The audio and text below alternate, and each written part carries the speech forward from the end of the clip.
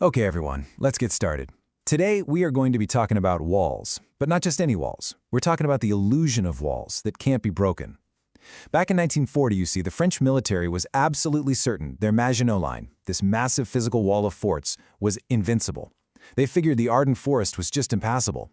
Well, they were wrong. Catastrophically wrong. And that one rigid belief led to a total tactical collapse.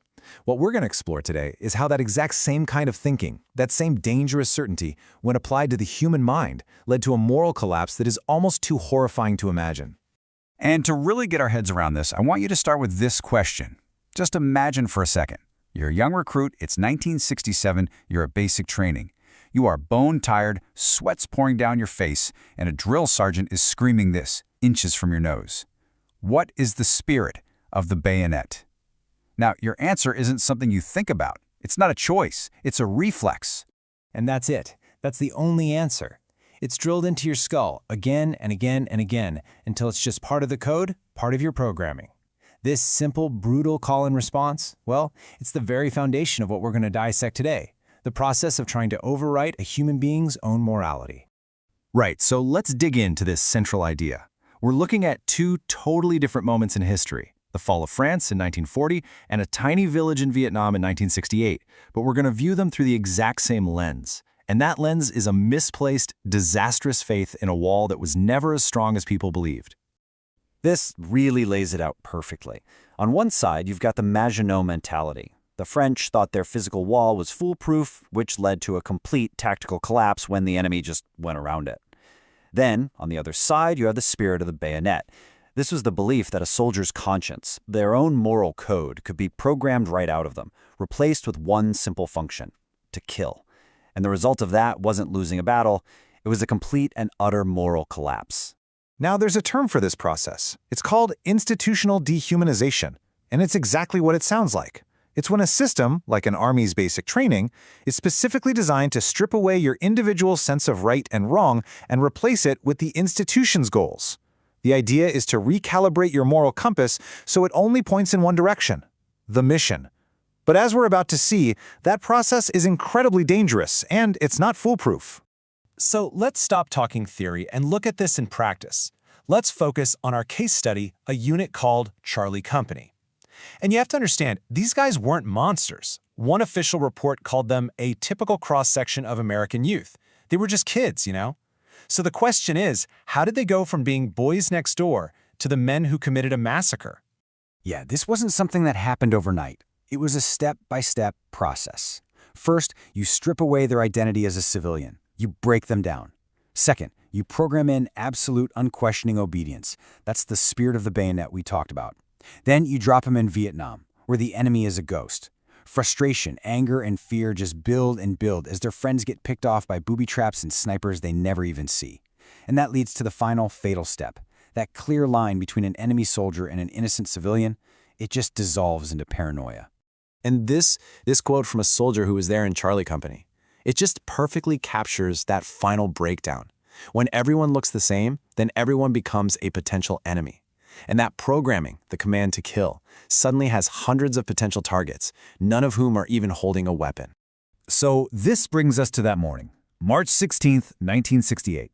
All that programming, all that fear and frustration, it's like a powder keg just waiting for a spark. And that spark came from a complete and total failure of leadership. First, the intelligence was just plain wrong. There was no enemy battalion in the village of My Lai. Second, the orders from Captain Ernest Medina were just dangerously vague. Leave nobody left. What does that even mean? When the soldiers asked if that included women and children, the answer they got back was basically yes. And maybe most important of all, a precedent had been set.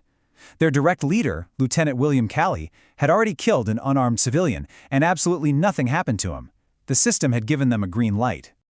Just look at this timeline. The helicopters land at 7:35 in the morning. They take no enemy fire. I want you to let that sink in. Nobody was shooting at them. Yet, less than half an hour later, the slaughter begins. For 4 hours, these men went through the village, killing unarmed people, old men, women, children, who were literally in the middle of making breakfast. The only reason it stopped is because another American, a helicopter pilot, decided he had to do something. This quote from a 19-year-old kid in the unit, it says everything. When there was no enemy to fight, what took over? The programming, the training. He said he just started killing. The spirit of the bayonet was now fully engaged, but there was no one to fight back against. But here's where the story takes a turn, and maybe this is the most important part. Was that programming absolute? Was every soldier just a robot? Or, in that moment of chaos and horror, was there still a choice to be made? Did anyone break their conditioning? That's the critical question. So I'm putting it to you, just like we would in a class debate.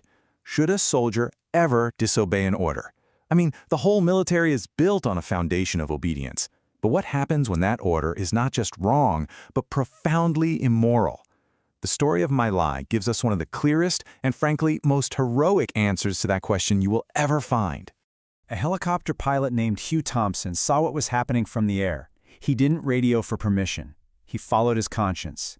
He landed his chopper, not in the face of enemy fire, but in the face of fire from his own side, to protect a group of terrified villagers. He told his own gunner to open fire on fellow American soldiers if they kept killing. He got on the ground, confronted the officers, and airlifted survivors to safety. Hugh Thompson answered the question with his actions. Yes, you must disobey. And you know what? He wasn't the only one. Even on the ground, right in the thick of it, some guys, like a soldier named Michael Bernhardt, just refused. They saw what was happening, and they recognized it for what it was. Craziness. They broke their programming. And that proves that even with all that intense conditioning, that moral choice was still there. It was still possible. So what happened after the guns went silent? Well, the Army buried the story for more than a year. But eventually, the truth got out, and it sparked one of the most painful periods in American history. And here, we really have to look at the massive gap between institutional justice and the private, personal hell that followed these men home. Of all the men investigated for the murder of hundreds of people, only one was ever convicted, Lieutenant William Calley. And this number you see here, that's how many days he spent in a jail cell. 3. Not 3 years, 3 days. Then President Nixon had him moved to house arrest. Now, contrast that stunning lack of institutional punishment with this. This is the personal prison. Varnado Simpson, a soldier who participated in the massacre, was haunted for the rest of his life. He saw the faces of those he killed everywhere. He said when he looked at his own son, he saw the face of a little boy he had murdered. That is a prison sentence that never ends. And that, right there, is the ultimate failure of the programming. It didn't just cause an atrocity. It permanently broke the very men it was supposed to empower. Just like that Maginot line, the psychological wall they tried to build in these soldiers was fragile. And when it came crumbling down, it didn't just fail to protect them, it created a ruin inside them that would last a lifetime.